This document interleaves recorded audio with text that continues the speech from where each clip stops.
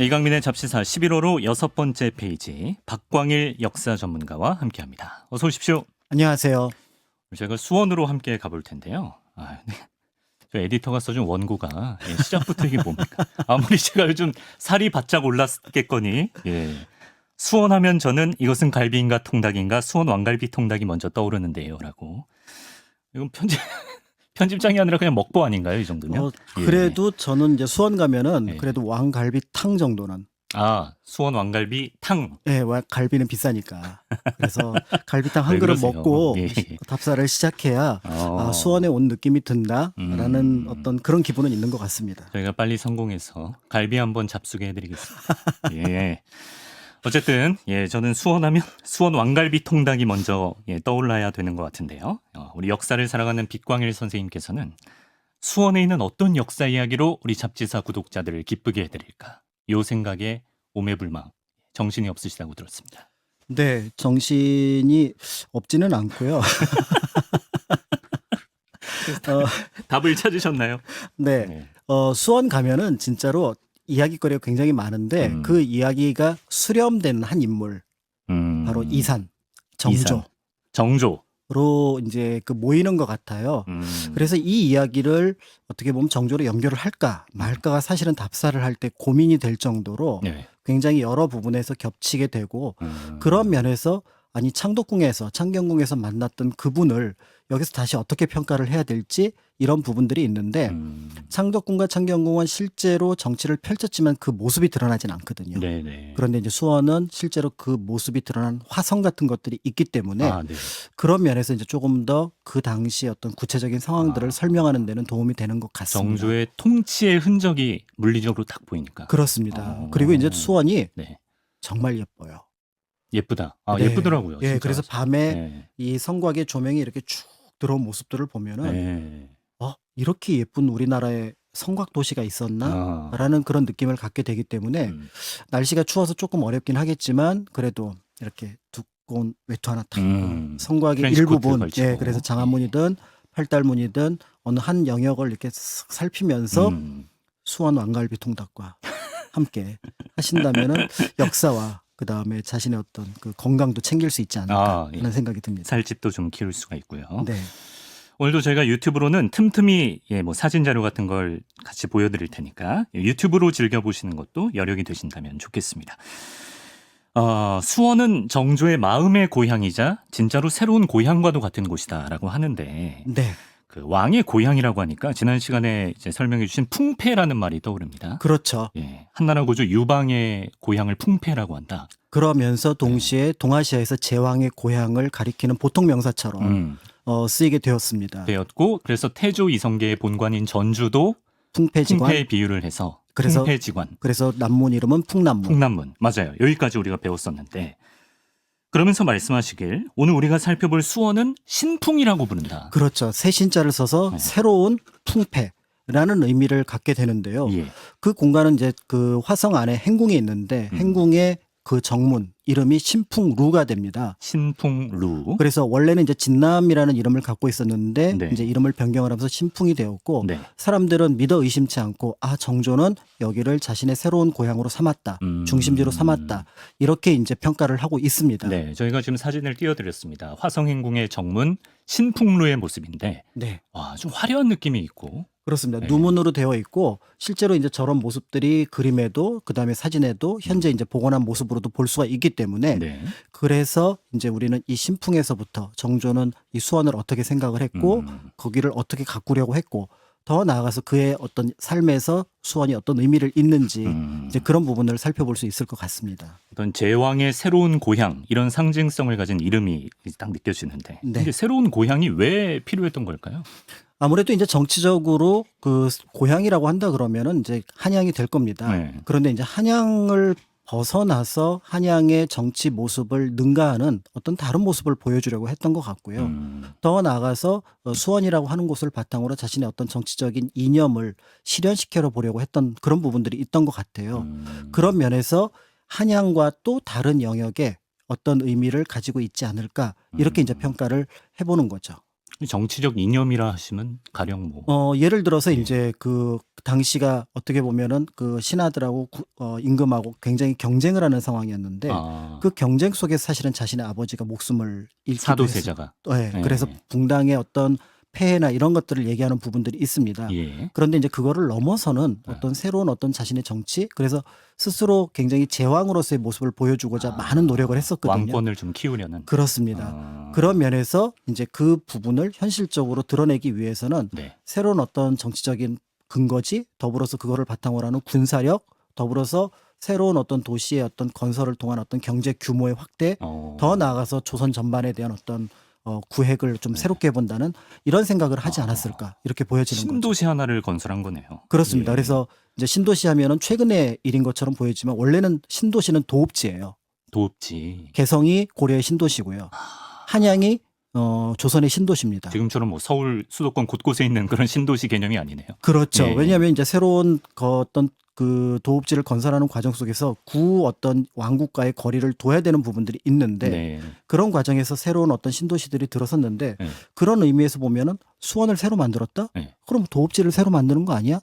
이런 평가를 충분히 할 수 있고 네. 한때 오해를 그래서 수원으로 도읍지를 옮기려고 했다라는 평가도 있지만 네. 한양도성이 둘레가 18.7km, 6km고요. 네.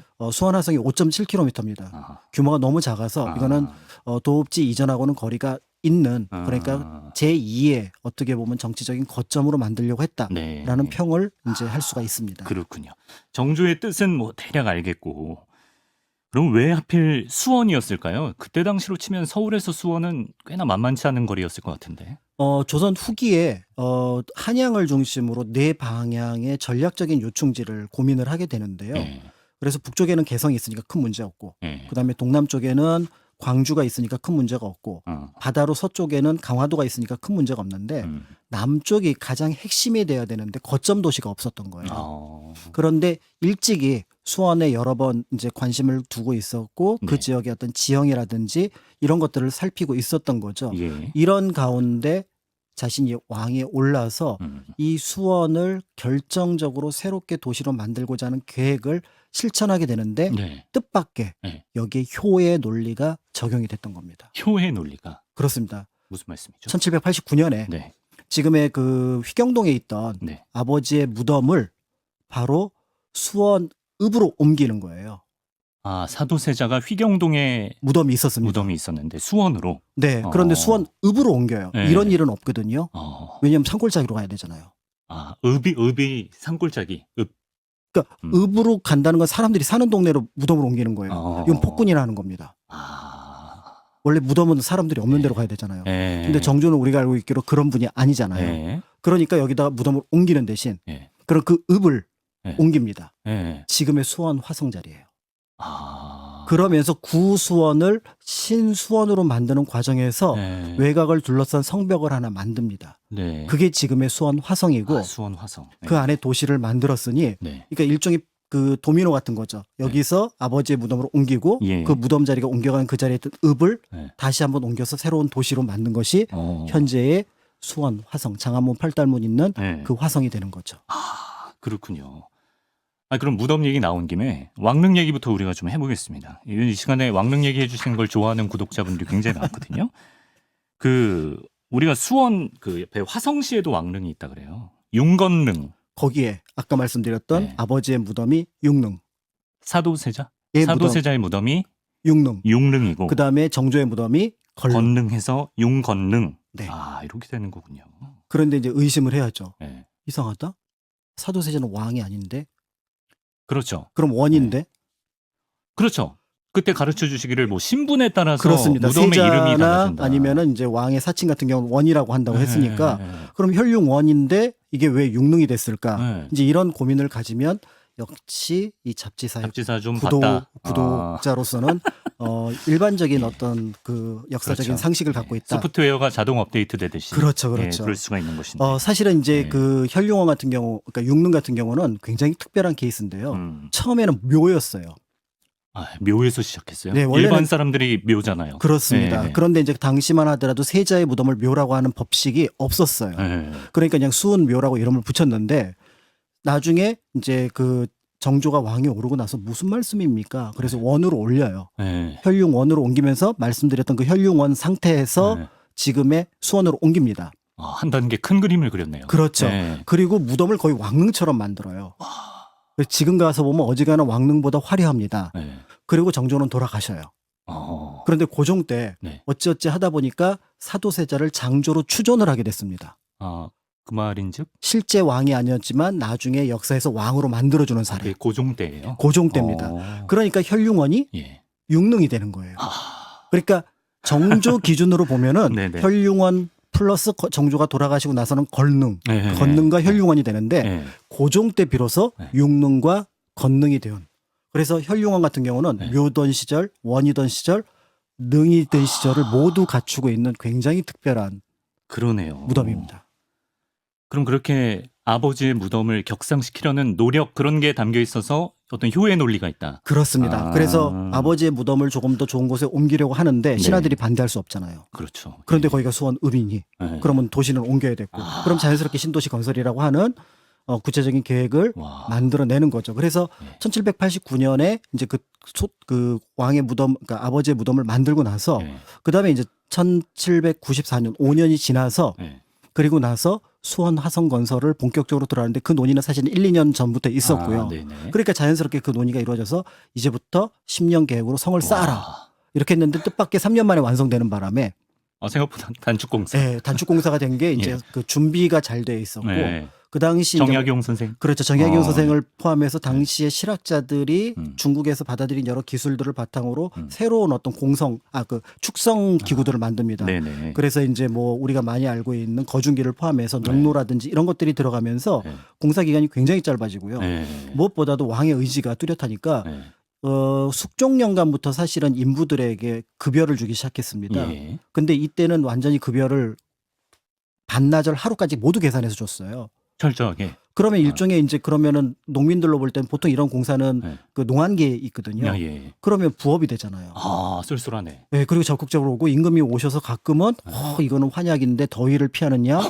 또 이거는 날씨가 더우니까 뭔가 음식을 내려주고 신이 나잖아요. 돈도 제때 주고. 그러니까 이게 점점 빨라지면서 스스로 10년 계획을 세웠음에도 2년 반 만에 완성을 한 우리 역사에서 유례가 없는 대표적인 성곽입니다. 야. 아니, 본인 왕권 강화도 노리고 또 아버지도 좋은 곳으로 더 모시고 그렇습니다. 격상시키고 그 과정에서 화성까지 건축되는 그 과정의 설계가 진짜 대박이네요. 그렇습니다. 그래서 철저합니다. 그 연도들을 사실은 외우기가 그렇게 쉽지는 않은데 자연스럽게 머릿속에 89년, 94년, 96년 이게 머릿속에 점점 들어오는 거죠.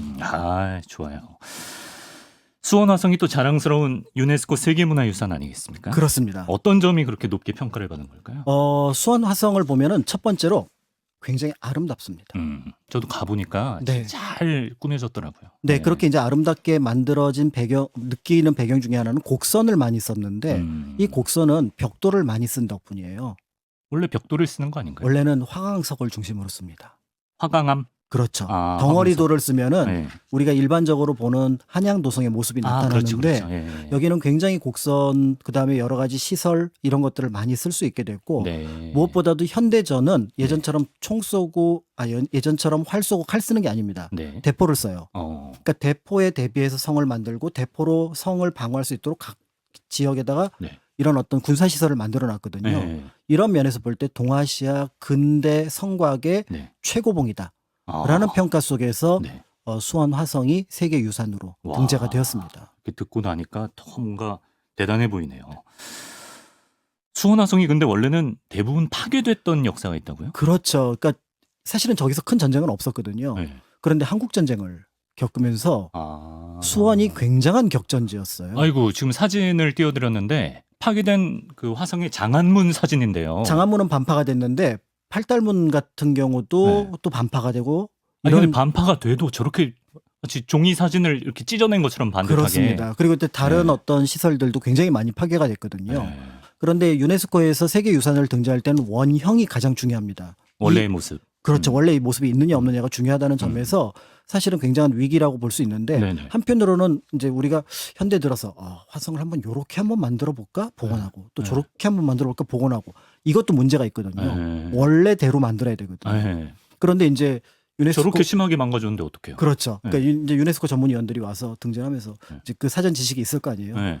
이걸 원래대로 만들었다는 증거가 있습니까? 이렇게 물어봤을 거 아니에요. 예. 어떻게? 그런데 이제 우리는 너무나 편안하게 책 8권 딱 꺼냅니다.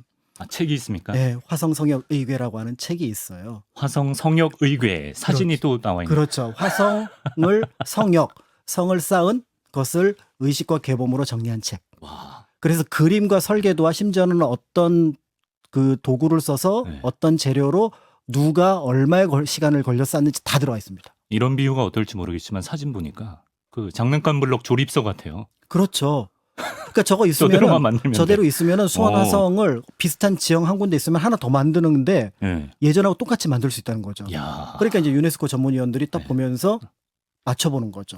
그러니까 인정. 우리는 네. 그 책을 보고 복원을 했으니 네. 이건 원형입니다. 킹정. 그래서 결국은 세계유산으로 등재되는데 전혀 문제가 없었고요. 네. 그래서 우리가 이것도 지난주에 말씀하신 백업의 어떤 민족으로서 백업보다는 이제 기록의 네. 민족. 그래서 이 내용들을 후대에 모두 그러니까 정정당당히 밝히는 거예요. 우리는 어떻게 공사를 했고 네. 비용은 어디서 조달을 했고 네. 돌을 어디서 떠왔고 네. 그다음에 그때 석수는 누가 들어왔고 이런 얘기 다 들어가 있어요. 야, 자신감이 있을 만했네요. 네. 네. 선생님 근데 지금은 수원시 화성시가 별도의 행정구역이잖아요. 아주 왜 웃으십니까? 이거 얘기 들을 때마다 예. 이게 참 웃긴 게 예. 화성은 수원에 있고요. 예. 수원이 원래 있던 곳은 화성이거든요. 수원이 원래 있던 곳은 화성? 아까 수원읍에서 옮겼잖아요. 예. 그러니까 원래 구수원읍은 지금 화성시에 있고 예. 그다음에 화성시의 그 이름은 수원 화성에서 온 거거든요. 네, 성에서 오는 건데. 근데 그건 수원에 있어요. 바뀌었네요, 이름이. 왜 그러냐면 네. 원래 지금은 이제 화성시 그다음에 수원시 이렇게 나눴는데 네. 예전에는 수원군과 수원읍이 있었어요. 그리고 이제 수원군에는 사실은 예전에 남양군이라고 하는 조금 더 큰 영역까지 이제 포함을 하고 있었는데 네. 어느 순간에 이제 그게 사실은 큰 문제는 없거든요. 수원군 안에 수원읍이 있는 거는. 근데 이 수원읍이 독립을 합니다. 수원시로.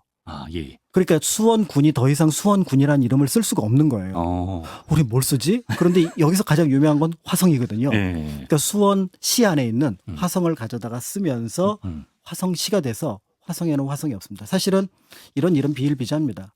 동대문구에 동대문이 없습니다. 그건 종로구에 있습니다. 동대문이 종로구에 흥인지문이 네. 동대문구에 없죠.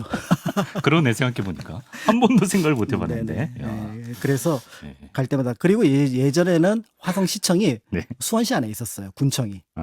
네. 군청이 있던 시절에는. 저 선생님 이렇게 막 소리내서 막 킥킥대는 거 처음 봐가지고. 그래서 갈 때마다 사람들이 물어봐요. 왜 화성과 수원은 이렇게 바뀌었습니까? 역사를 아는 자는 이런 포인트에서 웃을 수 있습니다. 예, 재밌네요. 그래서 이제 사도세자의 용릉과 그 정조도양도 나중에 건릉도 지금 화성 안에 있는 화성시에 있는 그렇죠. 윤건릉에 그쵸. 있습니다. 그래서 예. 이제 화성시에 있는데 네. 이제 원래 이제 수원읍이 있던 자리죠. 네. 그래서 이제 정조 임금이 돌아갈 때쯤 나도 그 옆에 묻히겠다라고 해서 사실은 이제 무덤을 만들고 그 네. 옆에 묻었는데 네. 한 번은 위기가 있었어요. 네. 왜냐하면 거기가 풍수가 안 좋다. 그래요? 그래서 이제 옮겼습니다. 한 번. 네네. 근데 그 옮겼던 후보 장소가 하나는 파주까지. 그다음에 하나는 지금의 건릉. 그 건릉 위치가 살짝 바뀌었거든요. 예. 그런데 다행스럽게 지금의 건릉 자리가 된 덕분에 네. 그래도 아버지 사도세자 해경궁 홍씨 옆에 네. 그 아들이었던 정조가 같이 나란히 이제 묻혀 있게 되는데 네. 아슬아슬한 순간이었다고 할 수가 있는 거죠. 그러네요. 예. 네.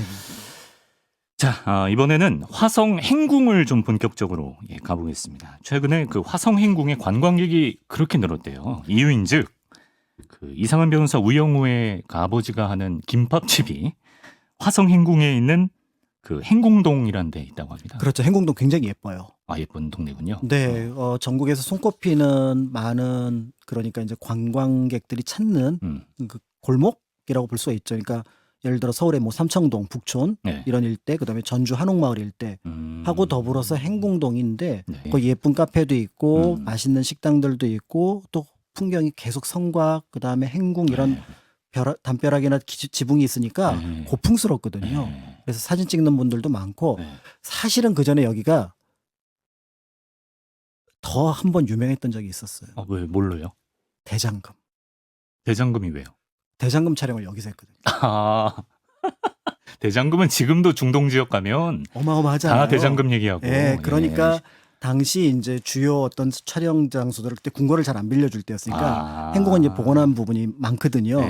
그래서 이제 그 장소에 한때 막 사람들이 왔다가 살짝 빠졌는데 뜻밖의 이제 새로운 드라마 덕분에 또 많은 분들이 오시게 된 거죠. 오셨으면 이렇게 또 드라마 특수를 누리네. 예, 오셨으면 이제 행궁도 보시고 화성도 보시면 좋죠. 좋네요. 네네.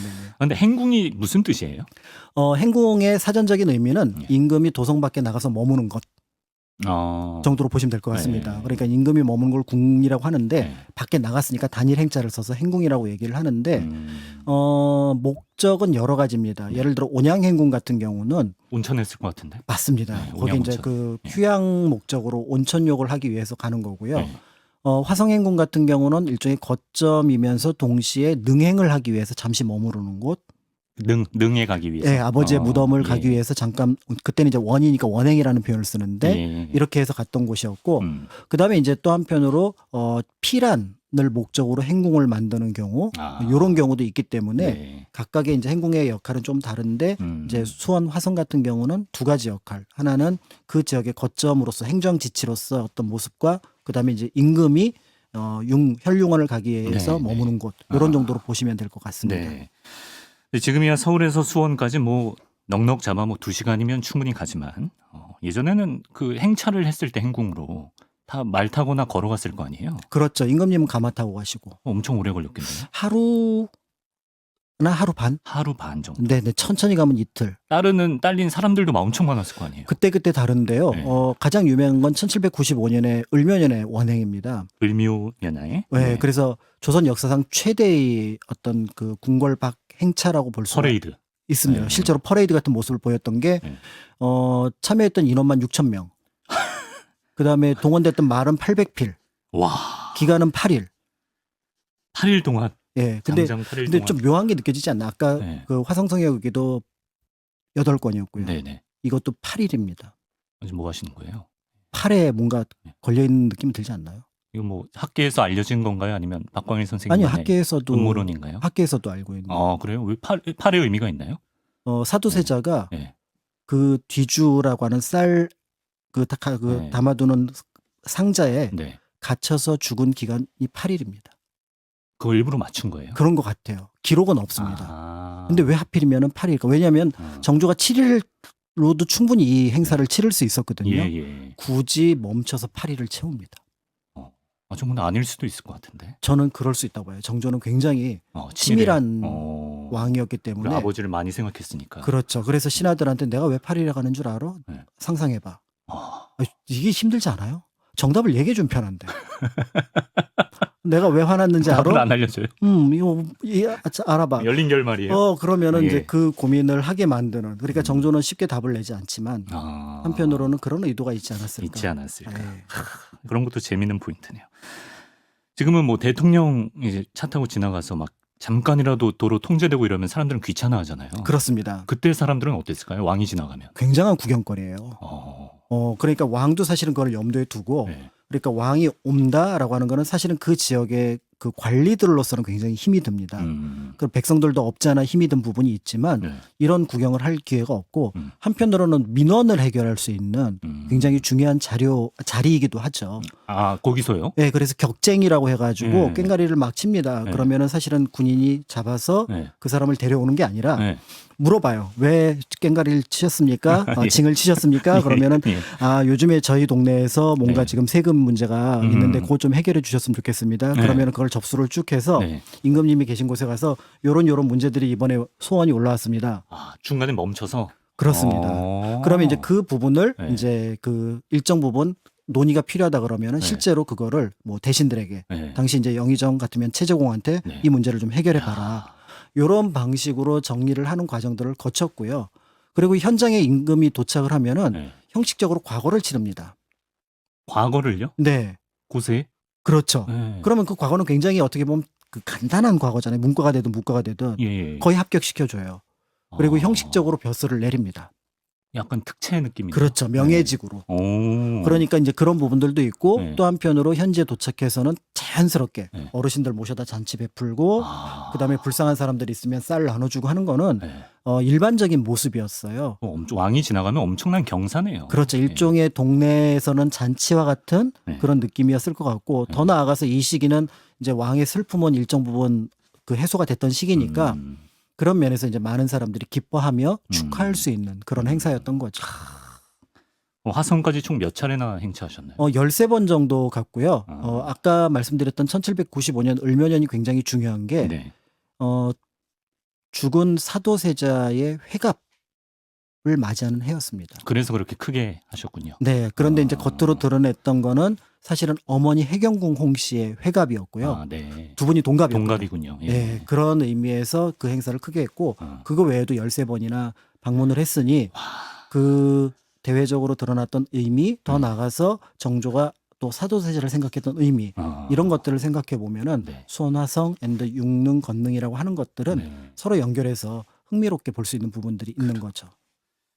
그 수원이나 화성 이쪽 보면은 되게 효도를 테마로 한 행사들이 평소에도 많더라고요. 그렇습니다. 오늘 말씀을 듣고 나니까 왜 그런지 좀 자세히 알 것 같습니다. 네, 그래서 이제 효라고 하는 부분을 굉장히 강조를 했는 부분들이 있는데 네. 효는 조선시대는 하나의 이데올로기였거든요. 그래서 어떤 덕목 이상의 모습을 갖고 있기도 한데요.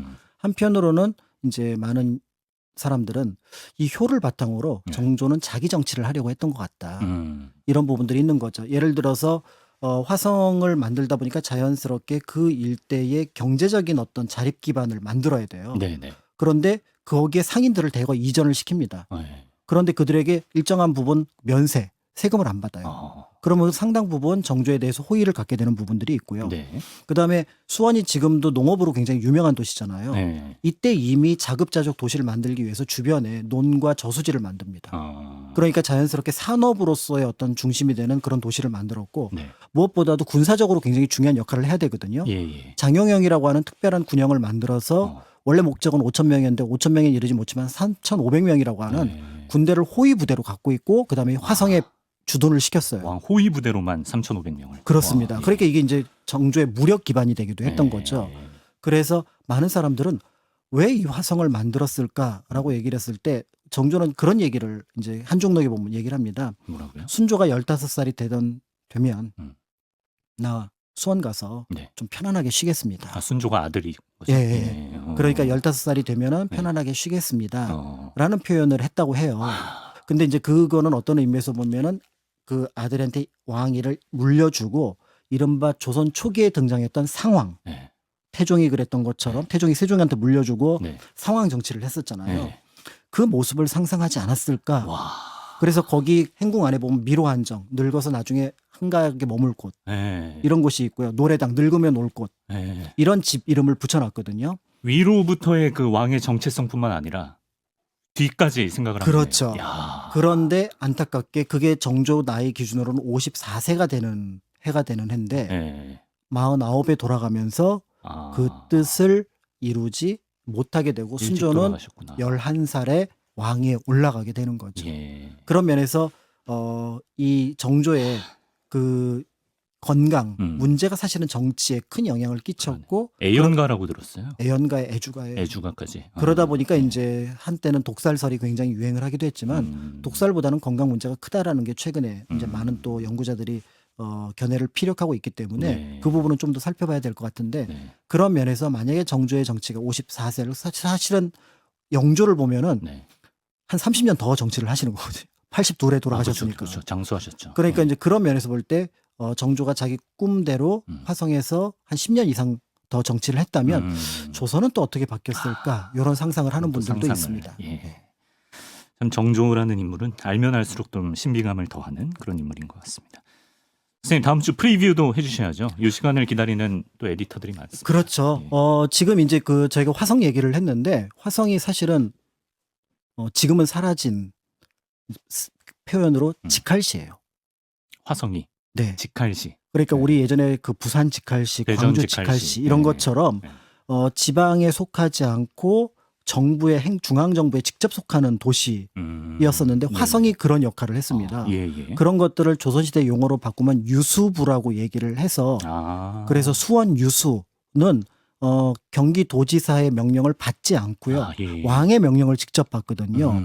그런데 이런 어떤 유수부가 있던 곳 중에서 또 네. 굉장히 유명한 세계유산으로 성곽이 남아있는 곳이 있습니다. 어디죠?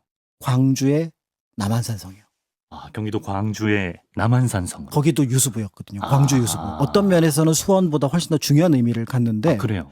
그 남한산성 이야기가 잘 알려져 있지 않거든요. 네네. 세계유산인 것도 잘 모르시는 분들도 많고. 네. 그런 면에서 남한산성을 가보면 어떨까? 저도 몰랐거든요. 세계유산인 줄. 한번 다음 주에 또 다른 유수부 경기도 광주 남한산성으로 또 가보겠습니다. 박관일 선생님 오늘 고맙습니다. 감사합니다.